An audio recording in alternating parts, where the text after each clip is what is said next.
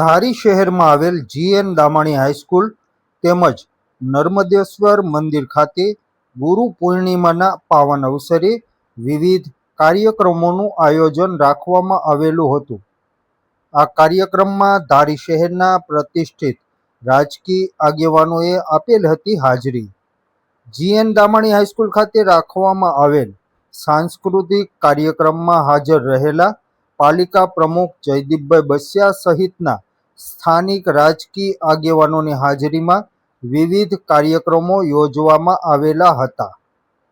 જી.એન. દામાણી હાઈસ્કૂલના વિદ્યાર્થીઓએ ગુરુ પૂર્ણિમાના પાવન અવસરે પોતાના આદર્શ ગુરુતુલ્ય શિક્ષકોના આશીર્વાદ મેળવેલા હતા। જી.એન. દામાણી હાઈસ્કૂલ ખાતે રાખવામાં આવેલ કાર્યક્રમનું સંચાલન શાંતિલાલ પરમાર સાહેબ સહિત તમામ આદરણીય શિક્ષકોએ કરેલું હતું। ત્યારબાદ વેકરિયાપરા વિસ્તારમાં આવેલ નર્મદેશ્વર મંદિર ખાતે પણ રાજકીય આગેવાનોની હાજરીમાં સાંસ્કૃતિક કાર્યક્રમો રાખવામાં આવેલા હતા। દીપ પ્રાગટ્ય કાર્યક્રમમાં પણ મોટી સંખ્યામાં આગેવાનો હાજર રહેલા હતા।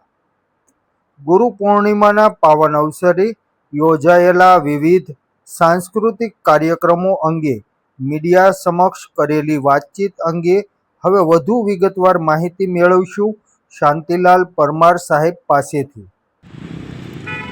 આજરોજ ગુરુ પૂર્ણિમાના પાવન પ્રસંગ નિમિત્તે અત્રેની જી.એન. દામાણી હાઈસ્કૂલ ધારી ખાતે તેમજ નર્મદેશ્વર મંદિર ખાતે સંત શિરોમણી રવિદાસજી મહારાજના 650મી જન્મજયંતિ વર્ષની ઉજવણી નિમિત્તે સમરસતા સંકલ્પ અભિયાન અંતર્ગત સરસ મજાના સાંસ્કૃતિક કાર્યક્રમોનું આયોજન થયેલું।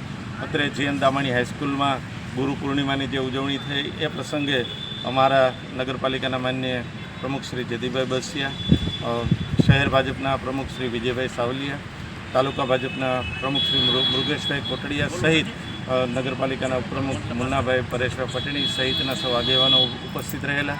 ત્યારબાદનો જે કાર્યક્રમ હતો એ દીપ પ્રાગટ્ય અને દીપોત્સવનો કાર્યક્રમ અત્રે નર્મદેશ્વર મંદિર ખાતે થયેલો, જે કાર્યક્રમમાં અમારા માનનીય શ્રી ગમારા સાહેબ એમણે પ્રાસંગિક ઉદ્બોધન કરી સૌને સંત રવિદાસજીના જીવન અને કવન વિશે વાત કરી।